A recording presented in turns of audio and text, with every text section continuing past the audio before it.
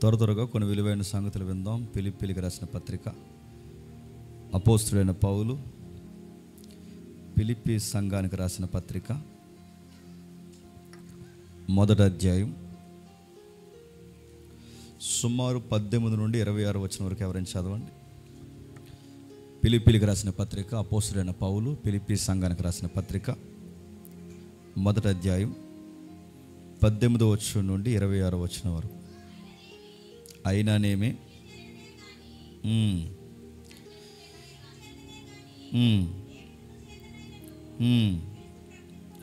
మిస చేతనే గాని సత్యము చేతనే గాని ఏ విధము చేతనైనను క్రీస్తు ప్రకటింపబడుచున్నాడు. అందుకు నేను సంతోషించుచున్నాను, ఇక ముందును సంతోషింతును. మరియు నేను ఏ విషయంలోనూ సిగ్గుపడక ఎప్పటి వలన ఇప్పుడును పూర్ణ ధైర్యముతో బోధించటం వలన నా బ్రతుకు మూలముగానైనను సరే, చావు మూలముగానైనను సరే, క్రీస్తు నా శరీరమందు ఘనపరచబడునని మిగులు అపేక్షించుచు నిరీక్షించుచున్న ప్రకారము మీ ప్రార్థన వలనను యేసుక్రీస్తు యొక్క ఆత్మ నాకు సమృద్ధిగా కలుగుట వలనను ఆ ప్రకటన నాకు రక్షణార్థముగా పరిణమించునని నేను ఎరుగుదును. నా మట్టుకైతే బ్రతుకుట క్రీస్తే, చావైతే లాభం. అయినను శరీరముతో నేను జీవించు నాకున్న పనికి ఫలసాధనమైన ఎడల నేను ఏమి కోరుకుందునో నాకు తోచలేదు. ఈ రెండిటి మధ్య ఇరుకబడి ఉన్నాను. నేను ఎడలిపోయి క్రీస్తుతో కూడా ఉండవలనని నాకు ఆశ ఉన్నది. అది మరి నాకు మరీ మేలు. అయినను నేను శరీరము నిలిచిండుట మిమ్మును బట్టి మరీ అవసరమై ఉన్నది. మరీ ఇట్టు నమ్మకము కలిగి నేను మరలా మీతో కలిసి ఉండుట చేత నన్ను గూర్చి క్రీస్తు యేసునందున్న మీకున్న అతిశయము అధికమగునట్లు మీరు విశ్వాసమునందు అభివృద్ధియు ఆనందము పొందు నిమిత్తము నేను జీవించి మీ అందరితో కూడా కలిసి ఉందినని నాకు తెలియదు. బాగా వినండి. ఫిలిప్పీ పత్రిక ఒక ప్రత్యేకమైన సందర్భంలో రాయబడిన పత్రిక ఇది. ప్రతి పత్రిక వెనకాల పౌలు గారి యొక్క ఆవేదన ఉంది. ప్రతి పత్రిక వెనకాల ఆయనకు ఎన్నో గుండెల్లో తెలియచేయలేని బాధలు ఉన్నాయి. ఆయన జీవితంలో బిగ్గెస్ట్ బెంచ్ మార్క్ ఏదైనా ఉంది అంటే సంఘములను గూర్చిన చింత. అలాంటి పరిస్థితులు పరిణామక్రమంగా సంక్రమిస్తున్నప్పుడు, నడుస్తున్నప్పుడు ఒక అమ్మాయి విషయంలో, అంటే దయ్యం పట్టిన చిన్నదానికి ఆయన హెల్ప్ చేసినందుకు తీసుకెళ్ళి ఆయన జైల్లో పడేసి బండేసి బిగించి దారుణంగా కొట్టి చెరసాల్లో బంధించి ఏదో పెద్ద నేరాలు చేసిన వ్యక్తిలాగా ఆయన్ని రోజు రోజుకి దిగజారే కార్యక్రమం చేసినప్పుడు ఆ టైంలో సంఘానికి పత్రిక రాసిన పత్రిక పేరే ఫిలిప్పీ పత్రిక. పైగా మాసిదోనియా ఏరియాలో ఒక బిజినెస్లో చాలా వేగంగా పనిచేస్తున్న ఒక ఆమె ప్రేయర్ రిక్వెస్ట్గా ఆ ఏరియాకి వెళ్ళాడు. ఆమె ఎవరో మనకు తెలుసు, పొడి వ్యాపారం చేసే లూదియా. ఆ లూదియా ప్రేయర్కి వెళ్ళడం, ఆ పరిసర ప్రాంతాల్లో ఈ చిన్నదానికి హెల్ప్ చేయడం, ఆ తర్వాత ఈయన అడ్డగోలుగా లాండ్ ఆర్డర్ ప్రాబ్లంలు ఇరుక్కోవడం, ఆ తీసుకెళ్ళి ఆయన చాలా బాధకు గురి చేశారు. ఆ టైంలో సంఘాన్ని మోటివేషన్ చేయడానికి జైల్లో నుంచి పత్రిక రాశాడు. ఆ పత్రికే ఫిలిప్పీ పత్రిక. దీన్ని ఎన్నిసార్లు చదువుకున్నా విచిత్రంగా ఉంటుంది. ఎన్నిసార్లు చదువుకున్నా మన లైఫ్ని సవాల్ చేసే అనేకమైన విషయాలు బైబిల్లో రాయబడ్డాయి. నా మాటలు అందరూ స్పష్టంగా ఉన్నాయి కదా? కొంచెం సౌండ్ డిస్టర్బెన్స్ ఉంది, బాగానే ఉందా? ఓకే. కొంచెం జాగ్రత్తగా మనం వినగలిగితే, ప్రభు అయిన యేసుక్రీస్తు వారినట ఎక్స్పోజ్ చేయడానికే లివింగ్ లైఫ్లో ఉన్నాడట అపోస్తుడైన పౌలు. అంటే ఆయన జీవిస్తున్న దేనికంటే, నేను లోపలున్న బయట ఉన్న నా లైఫ్ స్టైల్ ఒకటే, నేను ప్రభు అయిన యేసుక్రీస్తు వారికి రిప్రజెంట్గా ఉన్నాను. అంటే నేను బతుకుండి ఈరోజు దేవుడు ప్రత్యక్షమై నీకేం కావాలి పౌలు అని అడిగితే, ఏమి లేదు ప్రభువా, నాకు ఏం అడగాలో నాకేం అర్థం కావట్లేదు, కానీ ఒకటైతే అడుగుతాను, నేను ఎక్కడున్నా కానీ క్రీస్తుకి ప్రతినిధిగా ఉండాలి. అదొకటి మాత్రం నేను కోరుకుంటాను. ఈ రోజుకి నేను బతుకున్నానంటే సంగమా, అది మీకోసమే నేను బతుకున్నాను, మిమ్మల్ని బట్టే బతుకున్నాను. నన్ను సెల్ఫ్లో నన్ను అడిగితే నాకు కోరుకునే ఒకే ఒక ఆలోచన ఏంటంటే, నాకు త్వరగా ప్రభు అయిన యేసుక్రీస్తు వారి దగ్గరికి వెళ్ళిపోవాలని ఉంది. అది ఆయన యొక్క విజన్. అది ఇలాంటి పరిస్థితుల్లో రాస్తున్నప్పుడు ప్రతి భక్తుడు ఎలా జీవించాలని ఈ పత్రిక ద్వారా నొక్కి నొక్కి వక్కాన్నిస్తాడంటే మనం ఎగ్జాక్ట్ జీసస్ లాగా ఈ సొసైటీలో కనబడాలంట. అంటే కనబడడం అంటే గడ్డం పెంచుకుని తల పెంచుకోమని కాదు. ఏంటి దాని అర్థం ఏంటి, ఏం చెప్పాలనుకుంటున్నాడు ఒక ఎగ్జాంపుల్ చెప్తాను. అధోరినామ్ జడ్సన్ అనే ఒక మిషనరీ ఉన్నాడు. చదివిన వాళ్ళకి అర్థమవుద్ది, సంఘ చరిత్ర ఎదిగిన వారికి బాగా అర్థమవుద్ది. అధోరినామ్ జడ్సన్ వాళ్ళ వైఫ్ ఒక రోజు వచ్చే ఉంటుందంటే అలా నడుచుకుంటూ వస్తుంది. ఆయన ఇక్కడ ఉంటాడు, చాలా ఆందోళనతో కంగారుతో ఏదో చెప్పాలి, ఒక సర్ప్రైజింగ్ న్యూస్ చెప్పాలని కంగారుతో వాళ్ళ వైఫ్ అలా ముందుకు వస్తున్నప్పుడు అధోరినామ్ జడ్సన్ అడుగుతాడు, ఏమి అంత సంతోషంగా ఉన్నావు అని అడిగితే, ఏమి లేదు సార్ మీకు విషయం చెప్పాలంటే, అది చెప్పు, నీ ఫేస్ చూస్తుంటే నాకు అర్థమవుతుంది ఏం చెప్పాలనుకుంటున్నావు అంటే, ఈరోజు ఒక మ్యాగజైన్ చదివాను, ఆ మ్యాగజైన్లో ఏమని రాశారంటే మోడర్న్ అపోస్టల్ అని రాశారండి మీకోసం అన్నాడు. మళ్ళీ చెప్పు అన్నాడు.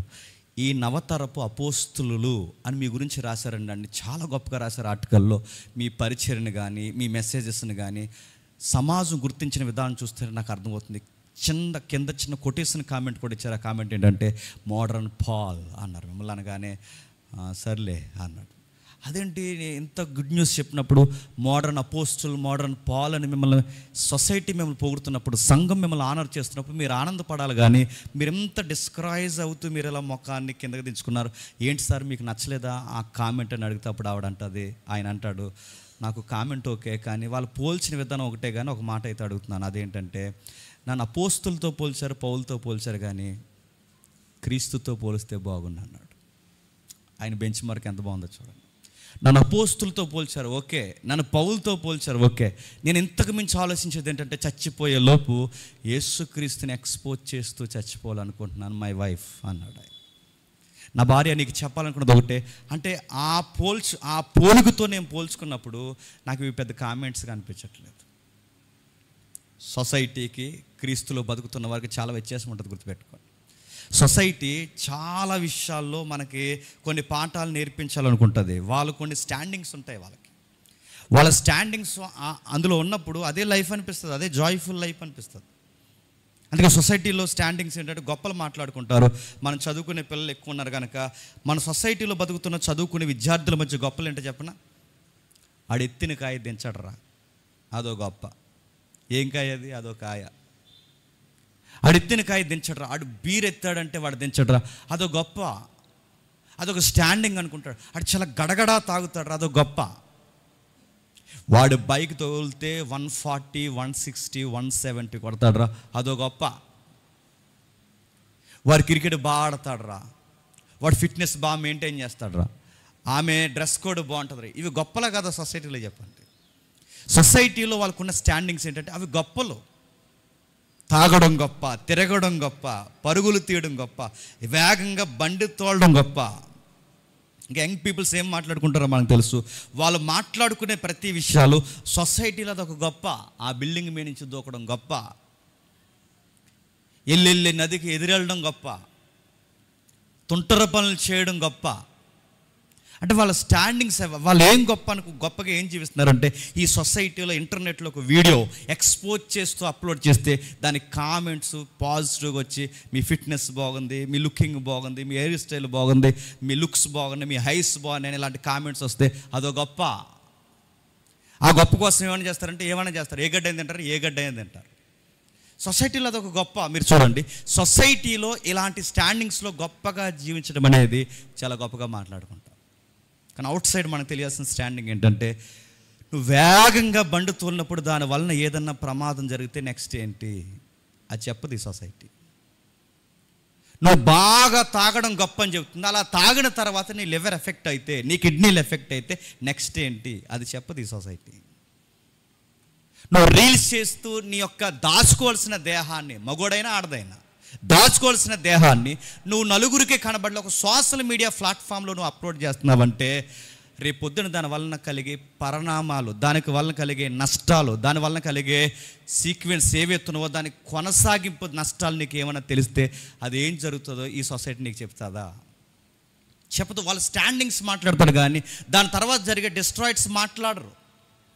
కానీ మన ఏజ్తో వచ్చే ప్రాబ్లం, యంగ్ పీపుల్స్లో ఉన్న మన ఏజ్తో వచ్చిన ప్రాబ్లం ఏంటంటే ఆ స్టాండింగ్సే మనం రియల్ స్టాండింగ్స్ అనుకుంటాం. దాని తర్వాత కలిగే నష్టాలేంటో ఊహించే లోపు పోవాల్సిన లైఫ్ చెప్పండి.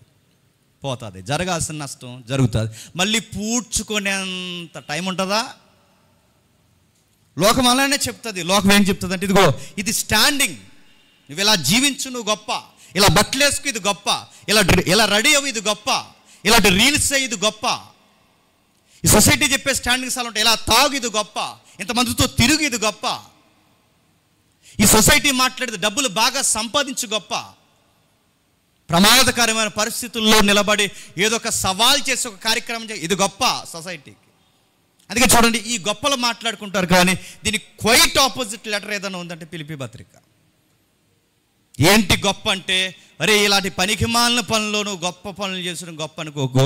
గొప్ప సంగతి ఏంటి చెప్పిన, లివింగ్ ఫర్ క్రైస్ట్, క్రీస్తు కొరకు జీవించడంలో గొప్ప. క్రీస్తు కొరకు జీవించడంలో గొప్ప. Denying to self, living for Christ అంటే నిన్ను నువ్వు చంపుకొని క్రీస్తు కొరకు జీవించడంలో గొప్పతనం ఉంది. మళ్ళీ ప్రశ్న, క్రీస్తు కొరకు జీవించడం అంటే చర్చికి రావడమా, తెల్లబట్టలు వేసుకుని? క్రీస్తు కొరకు జీవించడం అంటే గాస్పెల్ చెప్పడమా? క్రీస్తు కొరకు జీవించడం అంటే స్లోగా మాట్లాడటమా, ప్రైజ్ ద లార్డ్ అని? క్రీస్తు కొరకు జీవించడం అంటే రోడ్డుకి ఎడమ వైపుగా నడవడమా? క్రీస్తు కొరకు జీవించడం అంటే, లివింగ్ ఫర్ క్రైస్ట్ అంటే ఏంటి? మీ క్రైస్తవులు అని అందరి దగ్గర నాలుగు భుజం మీద వేసుకుని చెప్పుకుంటూ తిరగడమా? క్రీస్తు కొరకు జీవించడం అంటే ఏంటి తెలియదు మనకు వర్డ్స్ తెలుసు, టెర్మినాలజీ తెలుసు, క్రిస్టియన్ పదాలు మనకు బాగా అలవాటు అయిపోయాయి తప్ప లివింగ్ ఫర్ క్రైస్ట్ అంటే ఏంటో మనకు తెలియదు. అందుకే మన స్టేట్మెంట్ ఎగ్జాంపులే అదోనిరామ్ జడ్సన్ అంటున్నాడు, నన్ను అపోస్తులతో కాదు, పౌలతో కాదు, నన్ను పోల్చాలని నేను కోరుకునే చచ్చిపోయే లోపల క్రీస్తులా బతకడరా అని చెప్పుకోవాలి. అది లివింగ్ ఫర్ క్రైస్ట్. ఏంటంటే క్రీస్తు కొరకు బతకడం అంటే ఓకే, సువార్త చేయొద్దని కాదు, చర్చికి రావద్దని కాదు, క్రీస్తు కొరకు బ్రతకడం అంటే అవన్నీ వద్దని కాదు, అవన్నీ ఓకే. క్రీస్తు కొరకు బ్రతకడం అంటే ఎంటైర్ లైఫ్ క్రైస్ట్ లాగా మారిపోవడం.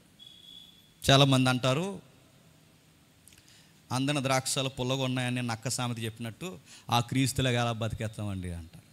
నేను మాట్లాడుతున్నాను చెప్పండి, క్రీస్తులాగా ఒక మనిషి బతకలేనప్పుడు బైబిల్ క్రీస్తులా బతకమని చెప్పడం రైట్ అంటారా?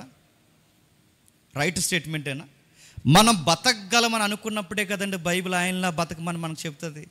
మనం బతకలేమనుకున్నప్పుడు ఆయనలా బతకమని మనం చెప్తుందంటే మనం బతకలేమనా? ఆయనకి ఇలా బతుకుతామనే బైబిల్ మనకు చెప్తుంది. బైబిల్ అందుకే ప్రెజర్ తీసుకొస్తుందంటే ఆయనలా బతుకుతామని అనుకున్నది కనుక. అందుకే బైబిల్లో 2 పోర్షన్లు రాయబడ్డ, ఒకటి ఆయన సంపూర్ణమైన దేవుడు, రెండో సైడ్ మర్చిపోకండి ఆయన సంపూర్ణమైన మానవుడు. మనకు కలిగిన ప్రతి బలహీనతను బాగుగా ఎరిగినవాడు, మనం వెళ్ళిన ప్రతి శ్రమ గుండా మనకన్నా ముందు నడిచిపోయినవాడు, ఆయన మానవ బ్రతుకులకు తగిన మాదిరికరమైన వ్యక్తి. ఆయన దేవుడండి అనకండి, ఆయన దేవుడే కదా. అదర్ సైడ్ ఆయన మానవుడు కూడా. ఆయన గొప్ప దేవుడు అండి, ఆయన బతకపోతే ఎవరు బతుతారు అనుకో. అలాంటి మాట్లాడి నోటి మీద కొట్టడానికి దేవుడు ఏమన్నాడంటే, అదర్ సైడ్ నేను మానవుడిగా కూడా పుట్టాను. ఏం చెప్పాలనుకుంటుంది ఫిలిప్పీ పత్రిక అంటే, క్రీస్తు కొరకు జీవించడం అంటే కొన్ని అర్థాలు చూపిస్తుంది, కొన్ని స్టాండింగ్స్ మనకు నేర్పిస్తుంది. ఏమి నేర్పిస్తుంది? అదోనిరామ్ జడ్సన్ యొక్క ఎగ్జాంపుల్ మన కళ్ళ ముందు తెచ్చుకుంటుని అది మైండ్లో పెట్టుకుని ఒక ఎగ్జాంపుల్ మనం చూద్దాం. ఇదే ఫిలిప్పీ పత్రిక చూడండి ఒకసారి. ఫిలిప్పీలకు రాసిన పత్రిక 1వ అధ్యాయం 9వ వచనం నుండి. ఫిలిప్పీలకు రాసిన పత్రిక త్వరగా, మీరు శ్రేష్టమైన కార్యములను వివేచింపగలవారగుటకు మీ ప్రేమ తెలివితోను సకల విధములైన అనుభవ జ్ఞానముతోను కూడినదై అంతకంతకు అభివృద్ధి పొందవలనని, ఇందువలన దేవునికి మహిమయు స్తోత్రము కలుగునట్లు మీరు యేసుక్రీస్తు వలన నీతి ఫలములతో నిండుకొనిన వారై క్రీస్తు దినమునకు నిష్కాపటులను నిర్దోషులను కావాలని ప్రార్థించుచున్నాను. ప్రశ్న మర్చిపోవద్దు, క్రీస్తు కొరకు జీవించడం అంటే ఏంటి? మొదటి పాయింట్ చూస్తున్నాం. క్రీస్తు కొరకు జీవించడం అంటే మన ప్రేమ తెలివితేటలతో ఉంటుందంట. లవ్కి ఏముంటుందంటే విజడం ఉంటుందంట, ప్రేమకి జ్ఞానం ఉంటుందట. అడుగుతాను, ఈ సొసైటీ ఏమందో తెలుసా? ప్రేమ అంటే గుడ్డిది అంది. ఈ సొసైటీ ఏమని మాట్లాడుతుంది చెప్పండి? ప్రేమ గుడ్డిదందా లేదా? కానీ బైబిల్ ఏమని తెలుసా? ప్రేమ గుడ్డిది కాదు, చెప్పండి, తెలివైంది. లివింగ్ ఫర్ క్రైస్ట్ అంటే బైబిల్ చెప్తుంది ప్రేమ తెలివైంది. అది ఎంత తెలివైందంటే ఆ ప్రేమలో ఎథిక్స్ ఉంటాయి, మారల్స్ ఉంటాయి, బౌండరీస్ ఉంటాయి. లివింగ్ ఫర్ క్రైస్ట్ అంటే ఏంటంటే నేను ప్రేమిస్తాను, ఆ ప్రేమించే ప్రేమలో బౌండరీస్ ఉంటాయి. కాకపోతే మనకు ప్రేమ అనగానే మనకి అలా డిక్షనరీలో ముద్రించినట్టు మన మైండ్లో ముద్రించేసింది ఏంటంటే, ప్రేమ అనగానే యంగ్స్టార్స్ మధ్య ఉండేదే ప్రేమ అనుకుంటాం. అదే కాదు ప్రేమ. ఒకవేళ మీరు అదే ప్రేమ తీసుకుంటే, ఇక్కడ ప్రేమ చెప్తాను చూడండి. ప్రేమ అంటే సొసైటీ ఏం మాట్లాడుకుంటారు తెలుసా? పెళ్ళికి ముందే కదా ప్రేమించుకుంటారు. పెళ్ళికి ముందు ప్రేమించుకున్న వాళ్ళు ఏమైనా మాట్లాడుకుంటారు తెలుసా? నువ్వు నిజంగా నన్ను ప్రేమిస్తే నన్ను హక్ చేసుకో అంటాడు. నువ్వు నిజంగా నన్ను ప్రేమిస్తే నన్ను కిస్ చేయి. నువ్వు నిజంగా నన్ను ప్రేమిస్తే రా బయట తిరుగుదాం. నువ్వు నిజంగా నన్ను ప్రేమిస్తే రా ఏదో ఒక మిస్టేక్ చేద్దాం. అంటే వీళ్ళకి లవ్ అనగానే ఏంటో తెలుసా? లవ్ అనగానే ఏంటంటే హక్ చేసుకోవడం, కిస్ చేసుకోవడం, బయట తిరగడం. ఇది ప్రేమ అనుకుంటున్నారు. అడుగుతున్నాను, ప్రేమ అంటే హక్ చేసుకోవడం కాదు, ప్రేమ అంటే కిస్ చేసుకోవడం కాదు. ప్రేమ అంటే చెప్పినా దానికి తెలివితేటలు ఉంటాయి. ప్రేమ అంటే బౌండరీస్ దాటదు. అది ప్రేమ అంటే. ప్రేమ అంటే బౌండరీస్ దాటదు. ప్రేమ అంటే పనికిమాలిన పనులు, కళ్ళు కప్పే పనులు, లేదా ముసుగేసుకునే పనులు చేయదు. ప్రేమ అంటే ఏంటో తెలుసా? కళ్ళు మూసుకుపోయే పనులు చేయదు. ప్రేమ అంటే ఏంటో తెలుసా? తెలివిగా ఉంటుంది. లవ్ చేస్తుంది, ప్రేమిస్తుంది, ఆనర్ చేస్తుంది, కానీ బౌండరీస్ మాత్రం అలా కాపాడుకుంటుంది. లివింగ్ ఫర్ క్రైస్ట్ అంటే మీరు క్రైస్తవులు, నేను క్రైస్తవుని, మనందరం క్రైస్తవులు. ఈ సొసైటీలో ఉన్న వారిని అందరినీ మనం ప్రేమిస్తాం. హెల్దీ లవ్ కోసం నేను చెప్తున్నాను, అందరినీ మనం ప్రేమిస్తాం. కానీ మన బౌండరీస్ మనం చెప్పండి మెయింటైన్ చేస్తాం. తెలివితేటలు గుర్తుపెట్టుకోండి. ఇది ఏది చేయాలి, ఏది చేయకూడదు, ఏది అవసరం కాదు. ప్రభు చెబుతున్నాడు, ఇదిగో ఎలా ప్రేమించాలంటే నిర్దోషులు నిష్కాపటులుగా ఉండేలా ప్రేమించాలి. ప్రభువుకి మహిమ తెచ్చేలా ప్రేమించాలి. ఇందులో ఒక మాట చెప్తున్నాడు చూడండి, సకల విధములైన అనుభవ జ్ఞానం. అంటే లవ్లో ఏమంటుంది చెప్పిన, లవ్లో గుడ్డుకు దానం ఉండడం, లవ్లో కళ్ళు మూసుకుపోవడం, లవ్లో పిచ్చి పనులు చేయడం, లవ్లో ఊరి మీద తిరగడం కాదు. లవ్లో ఏముంటుందంటే అనుభవ జ్ఞానం ఉంటుంది, జ్ఞానం ఉంటుంది. అది ఆలోచనలు చాలా గొప్పగా ఉంటాయి. వాళ్ళు తీసుకునే నిర్ణయాలు చాలా గొప్పగా ఉంటాయి. ఆ లవ్లో ఏముంటుందంటే సొసైటీకి ఒక నైతికత నేర్పించే ఒక మోరల్ ఉంటుంది. ఇందును గూర్చి దేవుడు కోరుకున్నదట, ఈ లవ్లో నాకు మహిమ కావాలి అన్నాడట. ఏం కావాలట? ఆయనకి మహిమ కావాలి. లివింగ్ ఫర్ క్రైస్ట్ అంటే చెప్తున్నా, దేవునికి మన వలన గ్లోరీ రావాలంట. దేవునికి మన వలన మహిమ పెరగాలంటే మన దేవుడు ఎందుకు పుట్టించుకున్నాడు, మనల్ని ఎందుకు ప్రేమించే ప్రేమ పక్షుల్లా సృష్టించాడు, ఎమోషన్స్, ఫీలింగ్స్, వీటన్నిటినీ మన మైండ్లో, హార్ట్లో పెట్టి దేవుడు మనల్ని ఎందుకు సృష్టించాడంటే దానికి కారణం ఒకటే, ఆయనకి మహిమ తెచ్చేలా. లివింగ్ ఫర్ క్రైస్ట్ అంటే ఏమనుకుంటున్నారంటే చర్చకొచ్చి వెళ్ళిపోవడం అనుకుంటున్నారు. లివింగ్ ఫర్ క్రైస్ట్ అంటే ఏమనుకుంటున్నారంటే గాస్పెల్ చెప్పడం అనుకుంటున్నారు. లివింగ్ ఫర్ క్రైస్ట్ అంటే చెప్పిన, ఇతరులను ప్రేమిస్తున్నప్పుడు బాగా వినాలి, ఆ ప్రేమను బట్టి దేవుడికి చెప్పండి మహిమ తీసుకురావాలట. బాధాకరమైన విషయం ఏంటంటే ఆ ప్రేమించే విషయంలో ఖచ్చితంగా సిన్ చాలా త్వరగా వస్తుంది. పాపం అది గేట్లు దిగిపోయినా చాలా త్వరగా వచ్చి టెస్టేసి కూర్చుని అంటది, లవ్లోకి ఒక అడుగు ముందే వేయమని, పాపం చేయమని అది ప్రేరేపిస్తుంది. అలాంటి టైంలో బాగా వినాలి, అలాంటి టైంలో సిన్లెస్ లైఫ్ నేను జీవించాలి అంటే నేను లవ్ ఉండాలి, ఆ లవ్లో నేను సిన్లెస్ లైఫ్ నేను జీవించాలి అంటే నాకు మార్క్ పెట్టాడట. ఆ మార్కెట్ చెప్తున్నా, ఆ లవ్లో నువ్వు సిన్లెస్ లైఫ్తో బతకాలి అంటే ఆ టైంలో నువ్వు అబ్జర్వ్ చేయాల్సింది, ఫాలో అవ్వాల్సింది క్రైస్ట్ అన్నాడు. ఎవరట?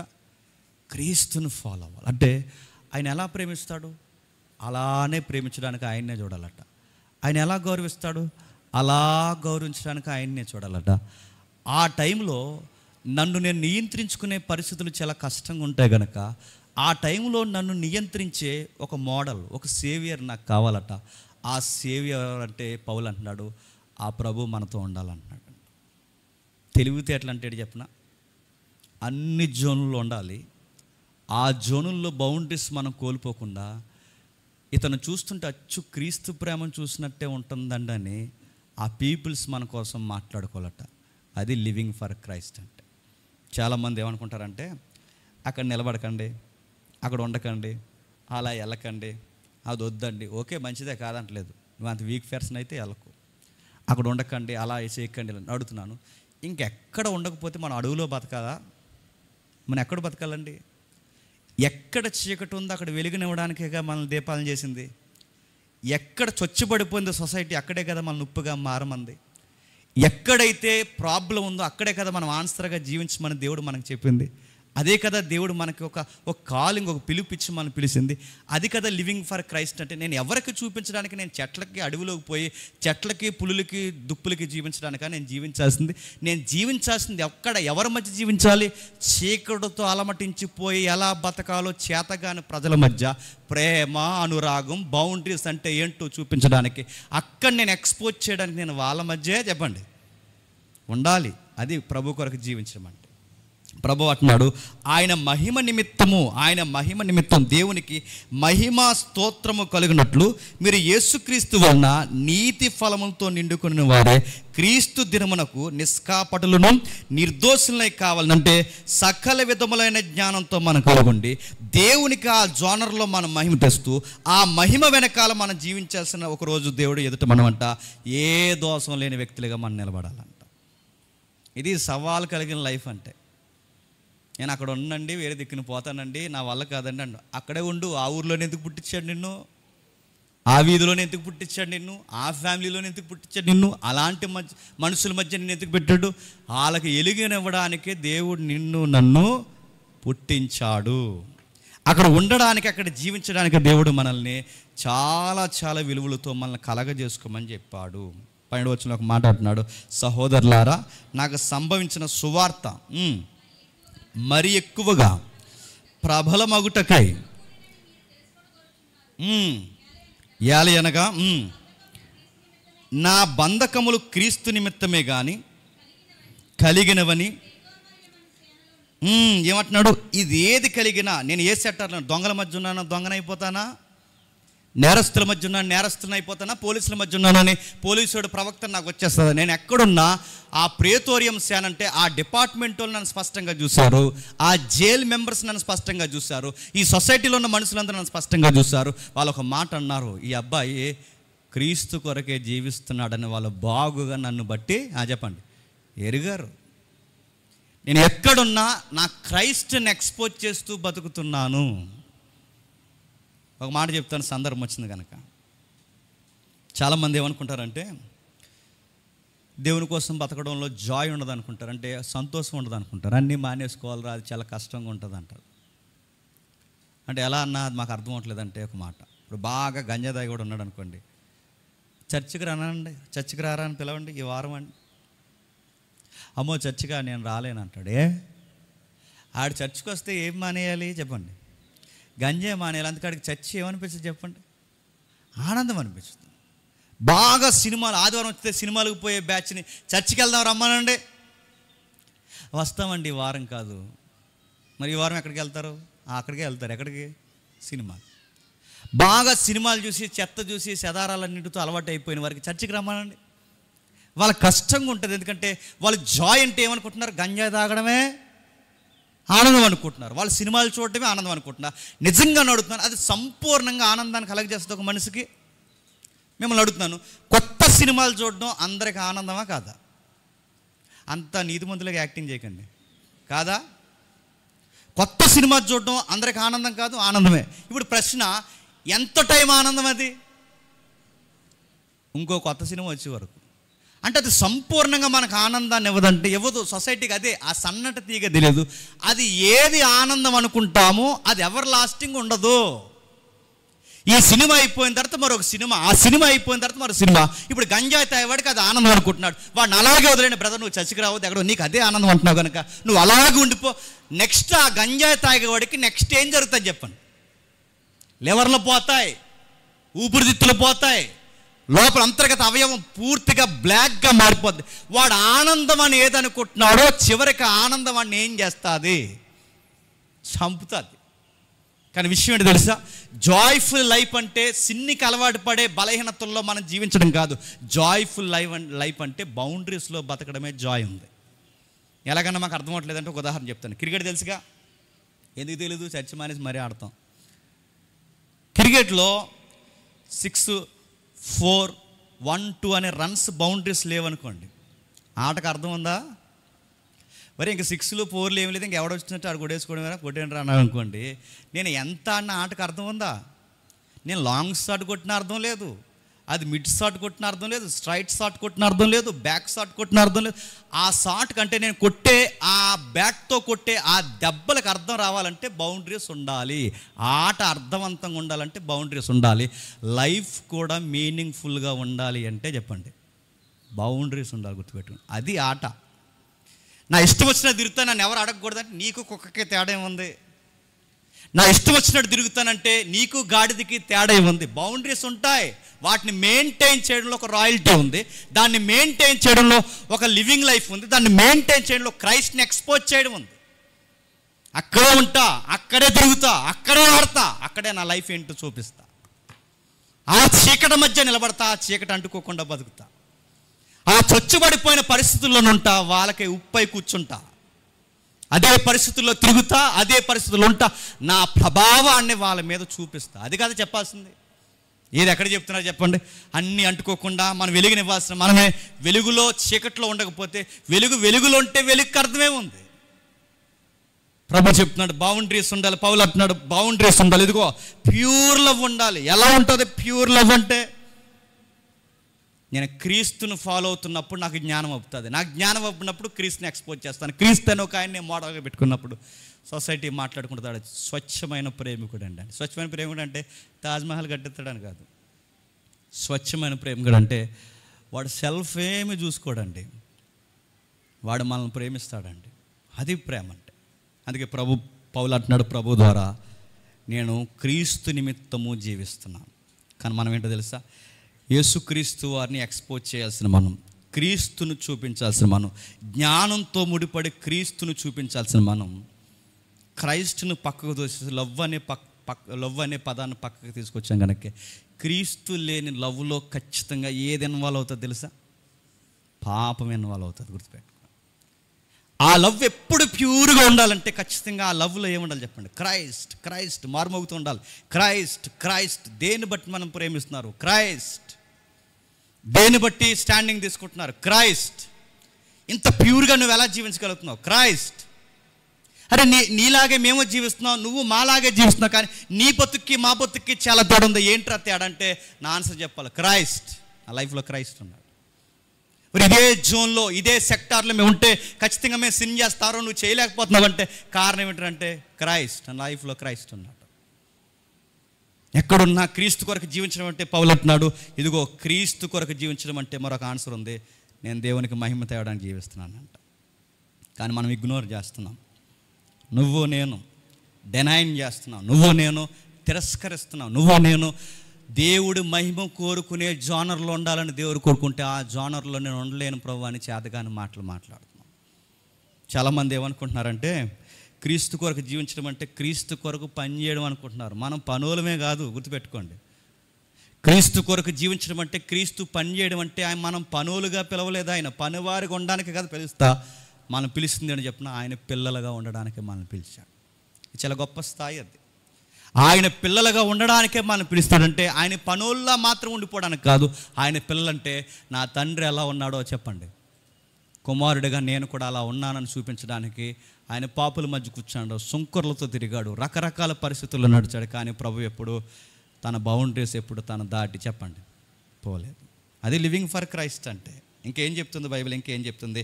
అదే అధ్యాయం ఒకసారి చదవండి. అదే అధ్యాయం 9వ వచనం, మొదటి అధ్యాయం 9వ వచనం త్వరగా. మీరు శ్రేష్టమైన కార్యములను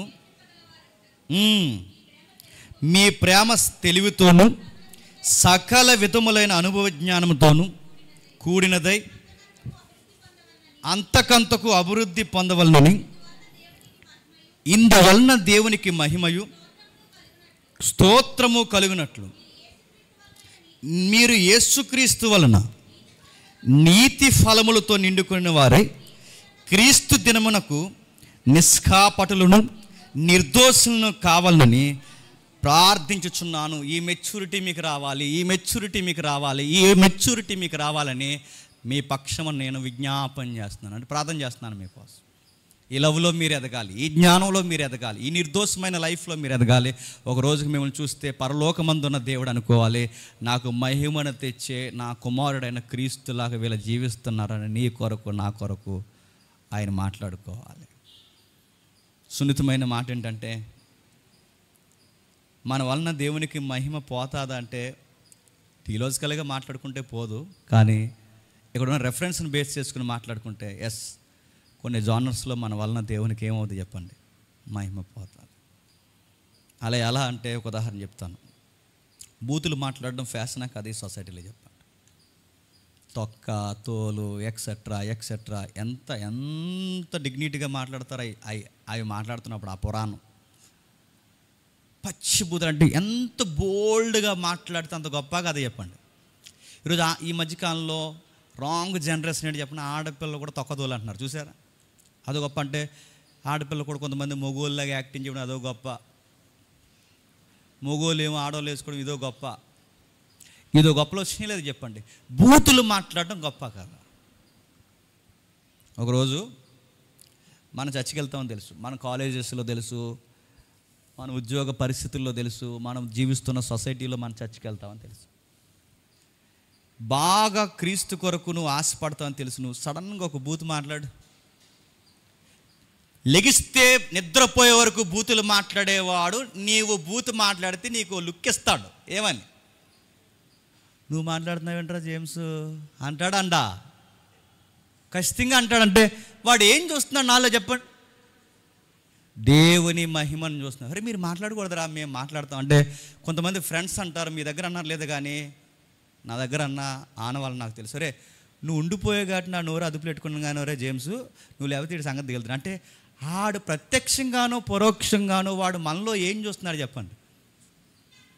వీడి దగ్గర బూతులు మాట్లాడకూడదు, వీడు బూతులు మాట్లాడకూడదు, నేను మాట్లాడకూడదు, ఆడు నా దగ్గర మాట్లాడకూడదు. ఆ ఆన్సర్ వాడికి వెళ్తుందా లేదా? వాడు బూతులు మాట్లాడుతుంటే మనం పక్కపక్క నవ్వుతున్నావు అనుకో, నీ ఎదవ నవ్వే చెప్తుంది నువ్వు బూతులను ఎంజాయ్ చేస్తున్నావు అని. నువ్వు దేవుడికి ఇంకేం మహిమ తెచ్చినట్టు అరే ఇలా మాట్లాడితే కష్టం అని ఉన్నా నువ్వు చెప్తున్నావా? నువ్వు కూడా పనికి మాల బూతులు మాట్లాడుతుంటే నవ్వుతున్నావా? ఎలా నవ్వుతున్నావు? నీ నవ్వే చెప్తుంది నీ లైఫ్ ఏంటో, నువ్వు వినే వినికిడే చెప్తుంది నీ లైఫ్ ఏంటో, అసలు నువ్వు ఎలాంటివి ఇష్టపడుతుంది అదే చెప్తుంది నీ లైఫ్. ఇలాంటి జానర్లో నువ్వు ఉండి ఇలాంటివి ఎంజాయ్ చేస్తే నిన్ను బట్టి దేవునికి మహిమ వస్తుందా? చర్చికి పోతాడు రాడా, ఆదివారం నాడే బాగుంటాడు రా చెప్పండి, సోమవారం మనోడే రా, అది దేవునికి మహిమ? దేవునికి మహిమ ఏంటో తెలుసా? వీడు కొన్ని వినడరా, కొన్ని చూడడురా. మళ్ళీ చెప్తాను వినండి, మీ ఫ్రెండ్స్ సర్కిల్ దగ్గరికి ఎప్పుడైనా మీ పాస్టర్ గారు రాగలడా? నేను రాగలనా? మీ ఫ్రెండ్స్ ఎవరు నాకు తెలుసా? మీ కొలీగ్స్ ఎవరైతే ఉన్నారో ఎప్పటికైనా నేను వాళ్ళని కలుసుకోగలనా? అసలు మీరు ఏ సొసైటీలో మీకు ఒక ప్రపంచం ఉంటుంది, ఒక వరల్డ్, ఆ వరల్డ్లోకి నేను రాగలనా? మీ యూనివర్స్ ఒకటి ఉంటుంది, ఆ యూనివర్స్లోకి నేను రాగలను? నేను ఎప్పటికీ రాలేను. మీ ప్రపంచం మీకంటూ చిన్న ప్రపంచం ఉంటుంది, ఆ ప్రపంచంలోకి నేను రాలేను. మీ ఫ్రెండ్స్ దగ్గర నేను రాలేను, మీరు ఎవరైతే మీ కొలీగ్స్ ఎవరైతే వాళ్ళ దగ్గర నేను రాలేను. మరి నేను రాలేనప్పుడు దేవుడు అక్కడ ఎవరిని పెట్టాడంటే చెప్పండి, నా ద్వారా మీకు చెప్పి మిమ్మల్ని తీసుకెళ్ళి చెప్పండి అక్కడ పెట్టాడు. ఎందుకు? నేను రాలేని దగ్గరికి మిమ్మల్ని పెట్టాడంటే అక్కడ లివింగ్ లైఫ్లో క్రైస్ట్ని చూపించాల్సిన బాధ్యత ఎవరు చెప్పండి? నీది. చర్చ్కి వచ్చి వెళ్ళిపోవడం కాదు క్రీస్తు కొరకు జీవించడం అంటే, వాక్యాలు చెప్పేసి వినేసి వెళ్ళిపోవడం కాదు క్రీస్తు కోసం జీవించడం అంటే. నీ ఉద్యోగంలో నువ్వే రిప్రజెంట్, గుర్తుపెట్టుకో. నీ కాలేజీలో క్రైస్ట్కి రిప్రజెంట్ నువ్వే, గుర్తుపెట్టుకో. నువ్వెక్కడ నీ సొసైటీలో నీ చిన్న ప్రపంచంలో ఎక్కడ బతుకుతున్నా ఆ సొసైటీకి దైవజనుడిగా వ్యవహరించాల్సింది ఎవరు తెలుసా? చర్చ్ మెంబర్ నువ్వే, గుర్తుపెట్టుకో. నువ్వే దైవజనులు అక్కడికి రాలేరు, అక్కడ నిలబడలేరు. మీ ఫ్రెండ్స్ ఎవరు తెలియదు, మీ సొసైటీ ఎవరో మాకు తెలియదు, కానీ అక్కడ నిలబడాల్సిన ప్రతినిధులు ఎవరు చెప్పండి? మీరే. సువార్తను తీసుకువెళ్లాల్సింది ఎవరు చెప్పండి? మీరే. అందుకే చెప్తున్నాడు 12వ వచనంలో, ఆ మొదటి అధ్యాయం 12వ వచనంలో ఒక మాట అంటున్నాడు చూడండి, జైలు కోసం మాట్లాడుతూ ఒక మాట అంటున్నాడు చూడండి. సహోదరులారా, నాకు సంభవించిన సువార్త మరి ఎక్కువగా ప్రబలకటకై సమకూడని మీరు తెలుసుకొని చూర్చున్నారు. లివింగ్ క్రైస్ట్ అంటే అని చెప్పిన, ఒకటి నిర్దోషంగా బతుకుతూ ప్రేమలో తెలివితేటలు చూపించడం, లివింగ్ ఫర్ క్రైస్ట్. రెండోది ఏంటో చెప్పిన, నా లైఫ్లో ఎప్పటికప్పుడు గాస్పల్ ఎక్స్పోజ్ అవుతూ ఉండాలంట.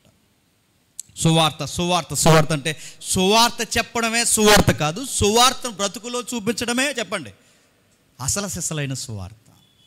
సువార్త చెప్పొద్దని నా ఉద్దేశం కాదు, సువార్త చెప్పాలి. ఆ చెప్పిన సువార్త నా లైఫ్లో చెప్పండి చూపించాలి. మొన్న మధ్య రాజమండ్రి చర్చ్లో ఒక ఎగ్జాంపుల్ చెప్పాను, ఎంతమంది గుర్తుందో మళ్ళీ మీకు చెప్తాను, ఒకసారి వినండి. చిన్నప్పుడు ఆగస్ట్ 15th కానీ జనవరి 26 కానీ ఈవెంట్స్ ప్లాన్ చేస్తారు స్కూల్లో. ఆ ప్లాన్ చేసినప్పుడు ఈవెంట్స్ ఏవో పెడతారు కదా, కల్చరల్ ప్రోగ్రామ్స్ అవి పెట్టినప్పుడు పాటలు పాడండి, ఆటలాడండి, రింగ్ ఆట, అది ఇది సింగే సాంగ్ ఏదో పెడతారు కదా. ఆ పెట్టినప్పుడు క్రైస్తవ పిల్లని కూడా పిలిచేవారు. ఒక పిల్లని బాగా పాటలు పాడుతుందని మేము కింద నుంచి అరిసేవాళ్ళం. ఈ అమ్మాయి పాటలు బాగా పాడుతుంది, ఈ అమ్మాయి బాగా, ఎందుకంటే చర్చిలో బాగా పాటలు పాడుతుంది. అమ్మాయి పాటలు పాడుతుంది పిలిస్తే ఆ అమ్మాయి వెళ్ళి ఏం పాటలు పాడదు తెలుసా? జీజస్ సాంగ్స్ పాడేది. పాటలు పాడమన్నారు కదని జీడిపిక్కలు అని పాడింది అనుకోండి, ఒకటే పిక్క. ఇప్పుడు ఆమె అక్కడ నిలబడి ఏ పాట పాడుతుంది చెప్పండి? క్రీస్తు పాట పాడుతున్నప్పుడు బ్రాహ్మణ టీచర్ అక్కడ, ఆ రోజు నాకు తెలుసు మా బోర్డు స్కూల్లో బ్రాహ్మణ టీచర్స్ కొంతమంది ఉన్నారు. ఎంత బాగా పాడుతున్నావే నువ్వు అనేవారు. చివరికి ఆ పాటలే పాడింది, జెండా ఎగరేసే వరకు ఆ పాటలే పాడింది. ఆ పాటకే అమ్మాయికి ప్రైజ్ వచ్చింది. ఇప్పుడు చెప్పండి, అందరు సినిమా పాటలు పాడుతున్నారని ఈ పిల్ల కూడా సినిమా పాటే పాడింది అనుకోండి, క్రైస్ట్ కొరకు జీవిస్తుంది అక్కడ స్కూల్లో. అందరూ తైతెక్కలాడుతున్నారని ఈ పిల్ల కూడా అక్కడ తైతెక్కలాడుతుంది అనుకోండి, క్రీస్తు కొరకే జీవిస్తుంది అక్కడ. లివింగ్ ఫర్ క్రైస్ట్ అంటే చెప్తున్నా, నీ ఆట, నీ పాట, నీ మాట, నీ చదువు, నీ ఉద్యోగం, నీ మ్యారేజ్ లైఫ్, ప్రతి దాంట్లో ఒకరు ముడిపడి ఉండాలి. ఆయన పేరు నీ కథానాయకుడు, ఆయన పేరు నజరేయుడు అయిన యేసుడు. ఆ కథానాయకుడితో నీ లైఫ్ ముడిపడి ఉంది. నువ్వు ఏ డిసిషన్ తీసుకున్నా, ఏ మాట మాట్లాడినా, ఎలాంటి పనులు చేసినా ఆయనతో. ఎందుకంటే ఈ సొసైటీకి వెలిగే రేగ్గా నన్ను పెట్టాడు కనుక. అందుకంటున్నాడు, నేను లోపలున్నా సువార్త చేస్తాను, నేను బయట ఉన్నా సువార్త చేస్తాను, నేను ఎక్కడున్నా సువార్త చేస్తాను. ఒక మాటలో చెప్పాలంటే కష్టమైన నష్టమైన క్రీస్తును చూపిస్తూనే చెప్పండి బతుకుతాను. అంటే మన లైఫ్లో లివింగ్ ఫర్ క్రైస్ట్ అంటే రెండోది ఏంటి చెప్పిన? సువార్త కనబడాలంట. కనబడుతుందా? కనబడదు. మరి ఏం కనబడుతుంది? నువ్వు చర్చికి వెళ్తావా అంటున్నారు మనల్ని. ఎప్పుడు చర్చికి వెళ్తే ఇలా ఉన్నాయట అని దాని అర్థం ఏంటి? కొంతమందికి ఒకప్పుడు చర్చికి వెళ్ళేవారిని చర్చికి వెళ్తున్నారని చెప్పక్కర్లేకుండానే వాళ్ళు చర్చి మెంబర్స్ అని తెలిసిపోయేది. ఇప్పుడు నేను చర్చికి వెళ్తాను రా బాబు అన్న మనల్ని నమ్ముతున్నారా? చర్చికి వెళ్తే ఇలా ఉన్నాయటరా అంటున్నారు లేదా? అంటుగాని అడుగుతున్నాను, నువ్వు క్రీస్తుని చూపించాలి, నీ బ్రతుకులో ఖచ్చితంగా సువార్త చూపించాలి. మూడోది చెప్తున్నాడు, ప్రభు అయిన యేసుక్రీస్తు వారి కొరకు జీవిస్తున్నప్పుడట, ఈ మాట నన్ను చాలా ఏడిపించిన మాట ఇది, మన సెల్ఫ్ చచ్చిపోవాలంట. ఎందుకు సెల్ఫ్ చచ్చిపోవాలంటే ఆ 2వ అధ్యాయంలో రాస్తూ ఒక మంచి మాట అంటున్నాడు. చూడండి, 2వ అధ్యాయం 19వ వచనంలో, జాగ్రత్తగా ముగిద్దాం. 2వ అధ్యాయం 19వ వచనంలో, నేను మీ క్షేమము తెలుసుకుని ధైర్యము తెచ్చుకునే నిమిత్తము తిమోతిని శీఘ్రముగా మీ వద్దకు పంపుటకు ప్రభు అయిన యేసుక్రీస్తునందు నిరీక్షించుచున్నాను. మీ క్షేమ విషయమై నిజముగా చింతించువాడు అతని వంటి వారు ఎవడను లేడు. లివింగ్ ఫర్ క్రైస్ట్ అంటే ఏంటి చెప్పిన? ముగ్గురిని చూపిస్తున్నాడు ఈ పత్రికలో. లివింగ్ ఫర్ క్రైస్ట్ అంటే ముగ్గురిని చూపిస్తున్నారు. 1 అపోస్తలుడైన పౌలు, 2 తిమోతి, 3 ఎపఫ్రొదితు. ఈ ముగ్గురిని చూపిస్తే ఏమంటున్నాడంటే, క్రీస్తు కొరకు బ్రతకడం అంటే ఒకటి, ప్రేమలో తెలివితేటలు చూపిస్తూ బౌండరీస్ దాటిపోకుండా బతకడం లివింగ్ ఫర్ క్రైస్ట్. రెండోది, లివింగ్ ఫర్ క్రైస్ట్ అంటే నేను ఎక్కడున్నా నా బ్రతుకులో సువార్తను కనపరచడం లివింగ్ ఫర్ క్రైస్ట్. మూడోది ఏంటి తెలుసా? లివింగ్ ఫర్ క్రైస్ట్ అంటే నా కొరకు నేను జీవించకుండా ఇతరుల కొరకు జీవించడం లివింగ్ ఫర్ క్రైస్ట్. తిమోతి ఉన్నాడు, అక్కడ రాస్తున్నాడు చూడండి. తిమోతి ఉన్నాడు, అందరూ తమ సొంత కార్యములే చూసుకొనిచున్నారు కానీ యేసుక్రీస్తు కార్యములు చూడరు. అతని యోగ్యత మీరు ఎరుగుదురు. తండ్రికి కుమారుడు ఎలాగూ సేవ చేయనో అలాగే అతను నాతో కూడా సువార్త వ్యాపకము నిమిత్తము సేవ చేసిన. అంటే ఏంటి? తిమోతికుండే గొప్ప గుణం ఏంటో తెలుసా? తన కొరకు తను జీవించడం, మీ కొరకు జీవిస్తాడు. ఎపఫ్రొదితు తన కొరకు తన బతకడు, సంఘమా మీ కొరకు బతుకుతున్నాడు. క్రీస్తు కార్యాలు ఎలా జరగాలని బతుకుతున్నాడు. క్రీస్తు కార్యాలంటే సువార్త చెప్పడం కాదు, సుమా గుర్తుపెట్టుకోండి. క్రీస్తు కార్యాలంటే ఇతరుల అవసరాలని, నష్టం కష్టం వచ్చిన సేదు బాధకాలని మీదేసుకోవడం లివింగ్ ఫర్ క్రైస్ట్ అంటే. నీకు ఎందుకురా అవన్నీ అంటారు. నేను చెప్పాల్సిన ఆన్సరు, నాకు కాకపోతే ఇంకెవరికి రా అని చెప్పాలి. మీరు ప్రభు అయిన యేసుక్రీస్తు వారి యొక్క జీవితాన్ని మీరు ఎప్పుడైనా అబ్జర్వ్ చేయండి. వాళ్ళ ఇంట్లో ఎవరో చనిపోతే ఈయన కన్నీళ్ళు పెట్టుకోవడం ఏంటంటే ఆయనకు అవసరమా?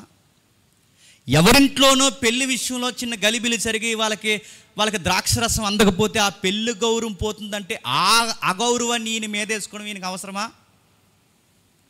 ఎవరో కుష్ఠరోగులు రోడ్డు మీద పోతుంటే ఆ కుష్ఠరోగులు చేతులు పట్టుకుని మీరు శుద్ధులు ఒకటి నాకు ఇష్టమని వాళ్ళు ఏడుస్తుంటే దావీదు కుమారుడా మమ్మల్ని రక్షించవయ్య అంటే, ఎస్ నేను దావీదు కుమారుడిని, మరో పక్షాన మిమ్మల్ని రక్షించే ప్రభువును కూడా వాళ్ళ చేతులు పట్టుకోవడం వీనికి అవసరమా? లివింగ్ ఫర్ క్రైస్ట్ అంటే చెప్తున్నా, నీ కోసం, నీ కుటుంబం కోసం, నీ సెల్ఫ్ కోసం బతకడం కాదు. లివింగ్ ఫర్ క్రైస్ట్ అంటే ఇతరుల యొక్క బాధ సాధకాలు కూడా మీదేసుకుని ముఖం మీద ఉమ్మేయించుకోవడమే చెప్పండి లివింగ్ ఫర్ క్రైస్ట్ అంటే. మనం చెప్తారు బోర్డు సలహాలు, నీకు ఎందుకురా అంటే, నువ్వు చెప్పు నీకెందుకురా అంటే, మరి నాకు కాకపోతే ఇంకెవరికరా అని చెప్పు. ఎవరు పట్టించుకుంటారు? ఎవరు చూస్తారు? ఎవరు మాట్లాడతారు? ఇతరుల యొక్క బాధ సాధకాలు చూడకపోతే మరి ఎవరు చూస్తారు? సంఘానికి వచ్చి సువార్త చెప్పి సువార్త కార్యక్రమంలో పాల్గొని బరకాల మడతెట్టి ఇక్కడ బాక్స్ చేద్ది, ఇది కాదండి లైఫ్. అది ఓకే చేయండి, కాదంటలేదు, కానీ ఇది మాత్రమే లైఫ్ కాదు. బామలు ఉన్నారు, పెద్దమ్మలు ఉన్నారు, వయసుకు వచ్చిన చెల్లెళ్ళు ఉన్నారు, కుటుంబాలు ఉన్నారు, కష్టాలు ఉన్నారు, చెప్పుకోలేని వ్యాధులు ఉన్న వాళ్ళు ఉన్నారు. వీళ్ళందరూ బాధలు నీవు కాదా? నువ్వు పట్టించుకోవా? నీకు సంబంధం లేదా? నువ్వేది మీదేసుకోవా? నీకు ఏది అవసరం లేదా అని అడుగుతున్నాను.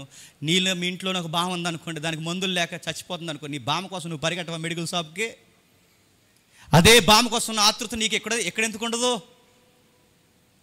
నీ ఇంట్లో ఏ అవనస్తుడు నీ తమ్ముడు ఉంటే వాడు తట్టెళ్ళిపోతుంటే వాడి విషయంలో చాలా చర్యలు అవసరం వాళ్ళు తంతా వాడిని. అదే విషయం ఇక్కడ జరుగుతున్నప్పుడు వాడి విషయంలో నువ్వెందుకు చర్యలు తీసుకో? ఇతర కష్టాలు ఎందుకు మీదుగా? నీ ఇంట్లో నీకేమైనా అప్పులుంటే ఓ ఇబ్బంది అయిపోయి అక్కడ అప్పు పుడుతుంది, ఇక్కడ అప్పు పుడుతుంది తిరుగుతావు. ఇదే కుటుంబాలు అప్పుల్లో కూరుకుపోయి చచ్చిపోయే జోనర్లోకి వెళ్ళిపోయారు, బౌండరీస్లో దాటిపోయారు, ఇక చచ్చిపోదంటే డిసైడ్ అయిపోయినప్పుడు అవి నువ్వెందుకు మీదేసుకోవు? సంఘం మేము ఉన్నాం కదా అని. తిమోతి అన్నాడట, తిమోతి బతుకుతుంది ఎవరి కోసం తెలుసా? తిమోతి కోసం కాదు. తిమోతి బతుకుతుంది ఎవరి కోసం తెలుసా? తిమోతి ఫ్యామిలీ కోసం కాదు. తిమోతి బతుకుతుంది ఎవరి కోసం తెలుసా? తిమోతి మీ కోసమే బతుకుతున్నారు. తిమోతి కోసం పౌలు గారు చెబుతూ అంటాడు, తిమోతి కోసం చెబుతూ, నా కోసం నువ్వు ఆలోచించినంతగా తిమోతి ఇంకెవ్వరు ఆలోచించలేదు తిమోతి అంటాడు. ఎంత మంచి మాట అండి. తిమోతి కోసం తిమోతి కూడా ఆలోచించుకోలేదట, కానీ తిమోతి ఎవరి కోసం ఎక్కువ ఆలోచించాడు చెప్పండి? మీరు ఉండాలి సార్, పౌలు గారు మీరు ఉండాలి సార్, మీరు ఉండాలి సార్, మీరుంటే ఈ సంఘానికి చాలా మేలుకరమైన విషయాలు మీరు ఉండాలని తిమోతి చాలా తీవ్రంగా ఆలోచించేవాడట. ఎపఫ్రొదితు ఉన్నాడట, ఎపఫ్రొదితు కోసం కింద మాట్లాడుతుంటాడు. ఎపఫ్రొదితు ఎంత మంచోడు, ఆయనకి అనారోగ్య సమస్యలు ఉన్నాయి, కింద మాట్లాడుతున్నారు చూడండి.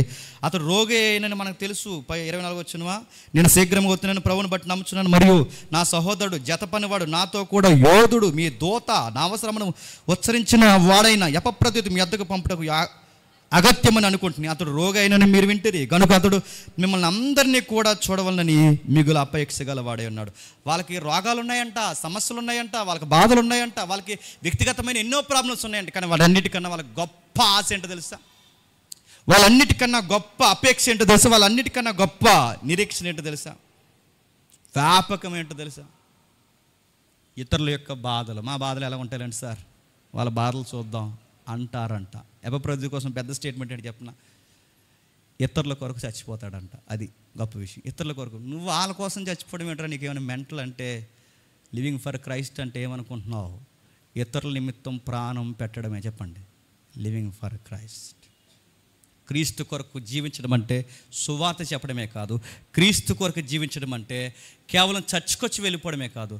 క్రీస్తు కొరకు జీవించడం అంటే అక్కర్లేని విషయాలు కూడా మేదేసుకుని ముఖం మీద ఉమ్మేయించుకోవడమే చెప్పండి క్రీస్తు కోసం బతకడం. అప్పుడప్పుడు అంటారు, మనకి సలహాలు ఇస్తారు, నేను చెప్పాను వెళ్ళొద్దని, అలా అని చెప్పాను కదా, అక్కడికి వెళ్ళొద్దని చెప్పానా, జరిగిందా? నీకు ఇలా జరుగుద్దని చెప్తా, జరుగుద్దని తెలుసు, నష్టం ఉంటుందని తెలుసు, అయినా సహాయం చేయాలి. అదే ఎలా బ్రదర్ అంటే అది యేసుక్రీస్తులాగా. ఎందుకంటే ఆడు దొంగ అని తెలుసు, ఆడు దోసుకుంటున్నాడని తెలుసు, వాడు అన్నీ అని తెలుసు, కానీ ఆయన భోజనం బల్లో పక్కనే కూర్చోబెట్టుకుని వాడికి రొట్టు ముక్కిరిసి వాడికి తినిపించి నువ్వు చేయాలనుకున్నది త్వరగా చేయి, బట్ నేను ఎప్పటికీ నిన్ను ప్రేమిస్తూనే చెప్పండి ఉన్నా. అది లివింగ్ ఫర్ క్రైస్ట్ అంటే. అదోరేనా జడ్సన్ ఏమన్నా తెలుసా?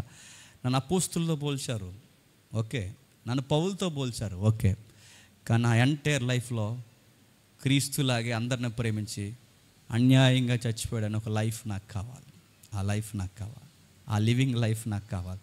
నన్ను అలా పొగిడినప్పుడు నా జీవితానికి ధన్యత వచ్చినట్టే, నా జీవితానికి ధన్యత వచ్చినట్టే. పౌలు గారు అంటున్నారు ఫిలిప్పీ పత్రిక రాస్తూ, నేను బతుకుతున్నానంటే ఒకటి క్రీస్తు కొరకు, నేను బతుకుతున్నానంటే సంగమా మీ కొరకు. మరి నీ కొరకు పౌలు అంటే నేను ఎప్పుడో సిలువ వేయబడ్డాను, నా కొరకు బతికేంత సెల్ఫ్ నాకు చెప్పండి లేదు. మనకు సెల్ఫ్ ఉందని చెప్పడానికి ఒకటి చెప్పనా? మనకు సెల్ఫ్ ఉందని చెప్పడానికి ఎవడు ఎక్కువ సెల్ఫీలు తీసుకుంటున్నాడు వాడికి సెల్ఫ్ ఉన్నట్టు గుర్తుపెట్టుకోండి. హార్ట్లో ఉన్నది ఎక్స్పోజ్ అది గుర్తుపెట్టుకోండి. మాట్లాడితే సెల్ఫీలు తీసుకుంటారంటే ఆడు సెల్ఫ్, ఆడు గుర్తుపెట్టుకోండి, ఆడు సెల్ఫ్ సెంటర్ లైఫ్లో బతుకుతున్నాడు. నీ సెల్ఫ్ కనబడుతుంది, నీ సెల్ఫ్ ఉంది, నీకు ప్రతిదీ నీ సెల్ఫ్లో నడుస్తున్నాడు. అందుకని నేను అంటాను చాలాసార్లు, మన డీపీ మనం పెట్టుకోవాలన్నా మనకు భయం వేయాలి. ఎందుకంటే అమ్మో నేను సెల్ఫ్లో బతుకుతున్నానేమో అని. నా గురించి నేను చెప్పుకోవాలన్నా నాకు భయం వేయాలి, అమ్మో నేను సెల్ఫ్లో బతుకుతున్నానేమో అని. నా లైఫ్ అంతా ఎవరు కనబడాలంటే క్రైస్ట్ క్రైస్ట్ క్రైస్ట్ క్రైస్ట్. కొన్ని కార్యక్రమాలు చేస్తున్నప్పుడు అందరితో తిట్టించుకున్నట్టు ఉంటాయి. కొన్ని కార్యక్రమాలకు రిజల్ట్ లేట్ అవుద్ది. అప్పుడు తెలుస్తుంది మనం ఏ మంచి పని చేసాం. ప్రభు అయిన యేసుక్రీస్తు వారిని సిలువేస్తున్నప్పుడు అందరం మొఖం మీద ఉమ్మేసిన వాళ్ళే.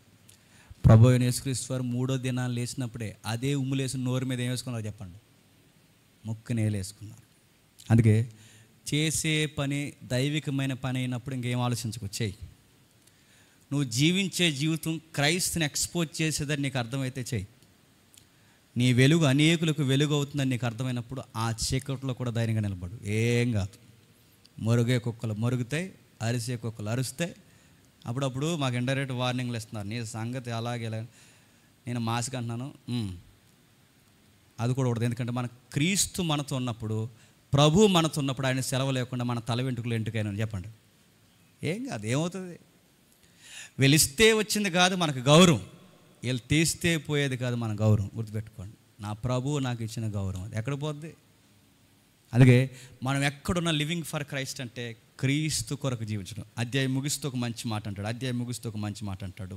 ఏమంటాడంటే 4వ అధ్యాయం 8వ వచనం, మెట్టుకు సహోదరులారా, ఏ యోగ్యత అయినను ఏ మెప్పైనను ఉండిన ఎడల, ఏవి సత్యమో, ఏవి మాన్యమైనవో, ఏవి న్యాయమైనవో, ఏవి పవిత్రమైనవో, ఏవి రమ్యమైనవో, ఏవి ఖ్యాతి గలవో, వాటి మీద ధ్యానం ఉంచుకోండి. ఇప్పుడు బాగా లివింగ్ ఫర్ క్రైస్ట్ అంటే చెప్తున్నా, నువ్వు ఎక్కడికి పోయినా ఈ మాటలు నీకు గుర్తుండాలట. ఏవి ఖ్యాతి కలిగినవి, ఏవి సత్యమైనవి, ఏవి మాన్యమైనవి, ఏవి న్యాయమైనవి, ఏవి పవిత్రమైనవి, ఏవి రమ్యమైనవి, ఏవి ఖ్యాతి తెచ్చేవి, ఆ పాయింట్స్ ఆలోచించుకుని అవి చెయ్యాలో వద్దా ఆలోచించుకోండి.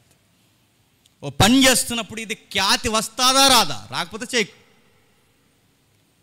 ఈ ఒక పని చేస్తున్నప్పుడు ఇది మాన్యమైనదా కాదా? అయితే చెయ్యి, లేకపోతే చేయకు. ఇది న్యాయమైనదా కాదా? జడ్జ్ చేసుకో, కాకపోతే చేయకు, లేకపోతే చేయి. ఇది పవిత్రమైనదా కాదా? చేయాలనుకుంటే అది పవిత్రత తెస్తుంది, చేయి, లేకపోతే చేయకు. నువ్వు ఏం చేయాలనుకున్నా, రమ్యము, ఖ్యాతి, వాటి మీద మనసు పెట్టి ఏం చెయ్యాలో, యోగ్యత అయినవేంటో, యోగ్యత కానివేంటో, సత్యమైనవేంటో, సత్యము కానివేంటో, న్యాయమైనవేంటో, న్యాయము కానివేంటో, పవిత్రమైనవేంటో, పవిత్రమ కానివేంటో, రమ్యమైనవేంటో, రమ్యము కానివేంటో, ఖ్యాతి గలవంటివేంటో, ఖ్యాతి తీసి పడేసేవేంటో చూసి చెక్ చేసుకొని చెయ్యాలో చేయకూడదో చెయ్యి. ఇప్పుడు చెప్పండి, నీకు ఎవరు చెప్తారంటే నేను చెప్తానా? నీకు ఎవరు చెప్తారంటే సూర్య చెప్తారు, నీకు ఎవరు చెప్తారంటే సుధాకర్ చెప్తారు, ఎవరు చెప్తారు? మనందరి లైఫ్లో ఉన్నది చెప్పినా, అన్ని జోన్లో బాగున్న ఏదో ఒక జోన్లో బలహీనత మనకు ఉంటుందా ఉండదా? అందుకే నువ్వు ఎవరితో చెక్ చేసుకోకు, ఒకరితో చెక్ చేసుకో. నువ్వు చెక్ చేయాల్సింది ఏంటి చెప్పినా? వర్డ్ ఆఫ్ గాడ్, దాంతో చెక్ చేయి. ఆ వాక్యాన్ని ముందు పెట్టుకో. నేను చేస్తున్నది రైటా కాదా? ఓకే, ఇది దేవునికి మహిమ తెచ్చేదైతే చేయి. లేదా అన్నయ్య చేసినట్టే నేను చేస్తా అంటే అన్నయ్య అన్నిటిలో బాగోడు, తమ్ముడు అన్నింటిలో బాగుంటాడా? ఈ పత్రిక ముగిస్తూ తిమోతి ఎపపురుద్దు కోసం పొగుడుతూ ఏమంటాడంటే, ఇతరుల బాధల సాధకాలు మీదేసుకుని వాళ్ళ ఖ్యాతిని కాపాడడానికి అప్పుడప్పుడు వీళ్ళు అగౌరవం తెచ్చి మీదేసుకున్నారంట. నేను ఈ మాట సందర్భం వచ్చింది కనుక ఒక మాట చెప్తున్నాను. 5 ఏళ్ళు నాతో తిరిగినోడు రేపు పొద్దున బయటకు పోతే నా కోసం చెప్పేది చెప్పిన అన్నయ్య అన్నీ బాగానే ఉంటాడు, కానీ ఆ కోపం ఒకటేనండి అని అనరా చెప్పండి. టెంపర్ వస్తే ఇంకా మనిషి కాదండి. అంటారా? ఖచ్చితంగా అంటారు. గాస్పల్ అంటే చెప్పిన అన్ని జోన్లో అన్నయ్య బాగున్నాడు, కోపం విషయంలో బాగాలేదని చెప్పడం గాస్పల్ కదండి. లవ్ అంటే చెప్పిన అన్నయ్యకి ఏదైతే బలహీనత ఉందో ఆ బలహీనత కొరకు దేవుని దగ్గర విజ్ఞాపం చేసి దాన్ని గ్యాసిప్స్లా పబ్లిసిటీ చేయకుండా ఆ విషయంలో కూడా అన్న బాగుండాలని ఎప్పుడైతే నువ్వు ప్రార్థన చేస్తావో, నువ్వు తిమోతి లాంటోడు గుర్తుపెట్టుకో, నువ్వు ఎప్పపుత్రుడు లాంటోడు గుర్తుపెట్టుకో. నువ్వు పర్ఫెక్ట్ మ్యాన్వా? నేను పర్ఫెక్టా? మీరు ఖచ్చితంగా ఉన్నారా? మనందరికీ ఏదో ఒక బలహీనత, కోపమో, పాపమో, తాపమో ఏదో ఉండదా? సినిమాలు, షికార్లు, ఏదో ఒక జోన్ పర్సనల్ లైఫ్ మనకు ఉంటుంది. ఆ ఒక్క లైఫ్ నాకు తెలిసినప్పుడు అన్నీ బాగా అంటాడు, కానీ ఇది ఒకటి అదే మానే. నువ్వు చేయాల్సింది ఏంటంటే, ఆ ఒక్కటే నిజంగా నువ్వు ఉన్నది నువ్వు ఎరిగినప్పుడు ప్రేయర్ చేయి, ప్రార్థన చేయి. చేస్తావా? సుధాకర్ కోసం మాకు తెలుసులేండి అని అనకూడదు. నేను సుధాకర్ బాగుంటాడండి, గౌరవపదమైన వ్యక్తి అండి. ఆ వ్యక్తి కోసం నాకు తెలుసు, దేవా సుధాకర్ విషయంలో నేను ఏదో ట్రబుల్ అవుతున్నాను, అదొక్కటి నువ్వు మార్చగలిగిన దేవా, ఆ ఒక్క విషయంలో తను సరిచేయమని ప్రేయర్ చేయి. ఆ హెల్దీ నేచర్ నీకు ఎందుకు రావట్లేదు? వస్తుందా? లివింగ్ ఫర్ క్రైస్ట్ అంటే చెప్తున్నా, ఇతరుల పాపాలు మీదేసుకుని చెప్పండి, వాళ్ళని పుణ్యాత్ములుగా మార్చడం కూడా చెప్పండి. లివింగ్ ఫర్ క్రైస్ట్, క్రీస్తు కొరకు జీవించినట్టు మళ్ళీ మళ్ళీ చెప్తున్నాను. రావడం, 4 మాటలు వినడం, మీకు కరిగిన కానుక ఇవ్వడం, ఇక్కడి నుంచి వెళ్ళిపోవడం, 4 మాటలు చెప్పడం కదండి లివింగ్ ఫర్ క్రైస్ట్ అంటే. ఇప్పుడు చెప్పాను చూసారు జోనర్స్, ఇవన్నీ మన లైఫ్లో కనబడడమే లివింగ్ ఫర్ క్రైస్ట్. ఒక వీడియో, ఒక రీల్ చేస్తున్నావా? ఈ రీల్ వల్ల నా దేవునికి ఖ్యాతి తెస్తాదా? తేకపోతే చేయకు. నేను వాట్సప్ వాడడం వల్ల నా దేవునికి మహిమ తెస్తాదా? తేకపోతే చేయకు. నేను ఫేస్బుక్ వాడడం వలన నా దేవునికి మహిమకరంగా వాడనా? తేకపోతే వాడకు. ఏది ఖ్యాతి కలిగినది, ఏది మహిమ కలిగినది? ఈ ఉద్యోగంలోకి వెళ్ళడం వల్ల నా దేవునికి మహిమ వస్తుందా? ఈ ఉద్యోగంలోకి వెళ్ళడం వల్ల మహిమ పోతుంది అనుకుంటే చేయకు. అలాంటి ఉద్యోగాలు కూడా ఉంటాయి ఏంటంటే అనకండి. బ్రాందీ షాప్లో గుమస్తా ఉద్యోగం మహిమ తెస్తుందా?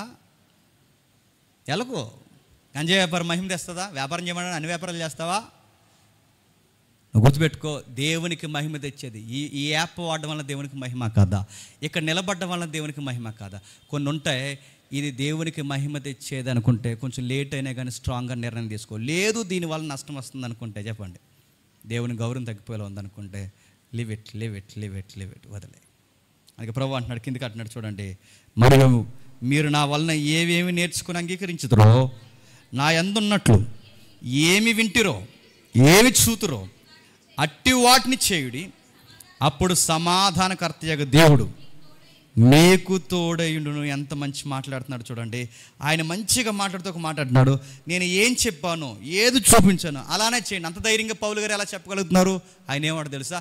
నేను పేతురులా ఉన్నాను, యాకోబులా ఉన్నాను, యోహాన్లా ఉన్నాను అనలేదు పౌలు గారు. ఏమంటారు తెలుసా? నేను క్రీస్తును పోలి నడుచుకుంటున్నాను కనుక మీరు కూడా చెప్పండి.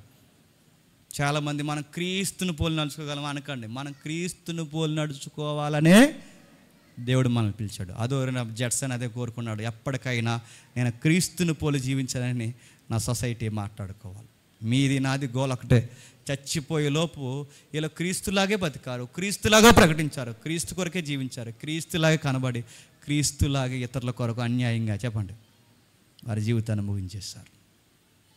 క్రీస్తుని నమ్ముకుంటాం, బాగా దాచుకుంటాం, క్రీస్తుని నమ్ముకుంటాం, బాగా కూడబెట్టుకుంటాం, క్రీస్తుని నమ్ముకుంటాం, సెల్ఫ్తో బతుకుతాం, క్రీస్తుని నమ్ముకుంటాం, ఎవరిని పట్టించుకోం, క్రీస్తుని నమ్ముకుంటాం, క్రీస్తు కొరకు జీవిస్తున్నాం అంటున్నాం. మన వస్తువులు, మన పరిస్థితుల్లో మనమే మన జోన్లో బతకాలి. అది క్రీస్తు కోసం బతకడం ఏంటి? ఓ మతంలో బతుకుతున్నావు, గుర్తుపెట్టుకో, మతంలో బతుకుతున్నావు. మతస్థులు కూడా వాళ్ళ సెల్ఫ్లో ఎలా బతుకుతారో నువ్వు కూడా నీకు ఏ ఇబ్బంది ఉండకూడదని నీ సెల్ఫ్లో బతుకుతున్నావు. అది క్రీస్తు కొరకు బ్రతకడమా? ఖర్చులు ఉంటాయి, నష్టాలు ఉంటాయి, బాధలు ఉంటాయి, ఇబ్బందులు ఉంటాయి, సమస్యలు ఉంటాయి, మాటలు ఉంటాయి, వెలివేతలు ఉంటాయి, అపనమ్మకాలు ఉంటాయి, రాంగ్గా మన మీద మాట్లాడుకునే పరిస్థితులు ఉంటాయి. వాటన్నిటిలో నువ్వు క్రీస్తు కొరకు జీవించడమే చెప్పండి లివింగ్ ఫర్ క్రైస్ట్. ఒక మంచి మాట అంటాడు, మరి ఇలా అయితే కొంచెం కష్టంగా ఉంటుంది కదంటే, నీకు నాకు ఒక రాయితీ ఇచ్చాడు. 2వ అధ్యాయం 12వ వచనం, కాగా ప్రియులారా మీరు ఎల్లప్పుడూ విధేయులైన ప్రకారము నా యొద్ద ఉన్నప్పుడు మాత్రమే కాక మరి ఎక్కువగా నేను లేని ఈ కాలమందు భయముతో వణుకుతో మీ సొంత రక్షణ కొనసాగించండి. మిమ్మల్ని సిన్ నుంచి దేవుడు దూరంగా కాపాడుతాడు. ఎందుకనగా మీరు ఇచ్చుట వలన కార్యసిద్ధి కలగ చేయటకు తన దయా సంకల్పం నెరవేరుటకే మీలో కార్యసిద్ధి కలగ చేయవాడు దేవుడు. ఇప్పుడు చెప్పండి, నేను చేసే పనిలో సక్సెస్ రేటింగ్ ఇచ్చేది ఎవరంట? ఇప్పుడు నేను చేసే పనిలో న్యాయం ఉందన్నప్పుడు నా కార్యానికి రిజల్ట్ ఇచ్చేది ఎవరంట? ఇప్పుడు చెప్పండి, నువ్వే పని చేసినా దేవుడు ఆ కార్యాన్ని సఫలీకృతం చేసి, ఆ కార్యాన్ని కార్యసిద్ధి కలిగజేసి, ఆ కార్యాన్ని ఏవి తప్పుకోవాలో, ఏవి మేలుకరంగా ఉండాలో, ఏవి ముందుకు రావాలో అన్నిటినీ ప్లాన్ చేసేది నా లైఫ్ని ఎవరు చెప్పండి? దేవుడు. ఊరకే మన జీవితాల్లోనికి ఊరకే ఏవి రావో, ఊరకే మన జీవితం నుంచి ఏవి చెప్పండి పోవు. ఏదో నా దేవుడు నా గురించి ఏదో ప్లాన్ చెప్పండి చేస్తున్నాడు. గాడ్స్ ప్లాన్ ఏదో జరుగుతుంది. అవి జరుగుతున్నప్పుడు ఒకరోజు ఒక రిజల్ట్ ఇస్తాడు. ఆ రోజు అర్థమవుద్ది. ఇందాక తమ్ముడు చెప్తున్నప్పుడు ప్రస్తుతానికి అర్థమవుతుంది, కానీ ఒకరోజు అర్థమవుద్ది. ఆ రోజు ఎందుకు పోయింది, ఈ రోజు ఎందుకు వచ్చింది, ఆ రోజు ఆ కార్యం ఎందుకు జరగలేదు, ఈ రోజు ఈ కార్యం ఎందుకు జరుగుతుందంటే, ఓ రోజు నా లైఫ్ కాన్సెప్ట్, ఆ రోజు అది జరగకపోవడమే మంచిది, ఈరోజు ఇది జరగడమే మంచిది. ఎందుకంటే నా దేవుడు అన్ని సమస్తము సమకూర్చి జరిగిస్తున్నాడు. దేనికి ప్రభువా ఇదంతా? దేనికి ప్రభు అంటే దేవుడు ఒకే ఒక మాట చెప్తాడు ఈ పత్రికను ఎలా పిండితే. ఎందుకు ప్రభు ఇదంతా అంటే, మిమ్మల్ని బట్టి నేను మహిమ తెచ్చుకోవాలన్నారు. అదొక్కటేనండి లైఫ్ మీనింగ్ అంతే. మిమ్మల్ని బట్టి నేను మహిమ తెచ్చుకోవాలని ఒక్క కార్యం చేస్తున్నాను. అంటే మన లైఫ్ అంతా దేని కొరకు అంటే దేవునికి మహిమ తేవడానికి, దేవునికి మహిమ తేవడానికి. ఈ మహిమ తేవడంలో జాయ్ ఉందంటే ఉంది, ఆనందం ఉందంటే ఉంది, ఆయన కొరకు జీవించడంలో స్వచ్ఛమైన ఆనందం ఉందంటే ఉంది. కానీ మీరు సినిమాల్లో ఆనందం ఉందనుకోకండి, ఎందుకంటే కొత్త సినిమా వస్తే పాత సినిమా రాత అయిపోద్ది. మీరు వ్యసనాల్లో ఆనందం ఉందనుకోకండి, వ్యసనం ఒకరోజు మిమ్మల్ని చంపేస్తారు. మీరు చూసే నీలి చిత్రాల్లో ఆనందం ఉందనుకోకండి, ఎందుకంటే ఆ నీలి చిత్రాలు ఒకరోజు నేను సొసైటీలో సిగ్గుమాలిన మనుషులుగా నిలబెట్టేస్తాయి. నువ్వు చేసే పనుల్లో ఆనందం ఉందనుకోక, ఎందుకంటే బలహీనతల్ని జీవితాన్ని పాడు చేయనుకున్నాయి. నీకు ఉండే ఒకే ఒక్క ఆనందం ఏదన్నా ఉంది అంటే దేవుని కొరకు జీవించు. చాలా ఆనందంగా ఉంటుంది, చాలా రాయల్టీ ఉంటుంది, మనసులో ఒక ధైర్యం ఉంటుంది. మన చుట్టూ ఎన్ని కళ్ళు ఎలా చూసినా కానీ మనకు తెలుసు నేను దేవుని కొరకు జాయ్ఫుల్ లైఫ్ బతుకుతున్నానని. అది గుర్తుపెట్టుకోండి. దేవుడు మిమ్మల్ని, మీ జీవితాన్ని దేవుడు ఆశీర్వదించును గాక. ప్రార్థన చేసుకుందాం. ప్రేమగల తండ్రి, కృపగల దేవ, క్రీస్తు కొరకు జీవించడం అంటే మా కొరకు మేము జీవించి చర్చికి వచ్చి వెళ్ళిపోవడం కాదు. ప్రేమ కలిగి ఉండాలి, జ్ఞానంతో ముడిపడి ఉండాలి.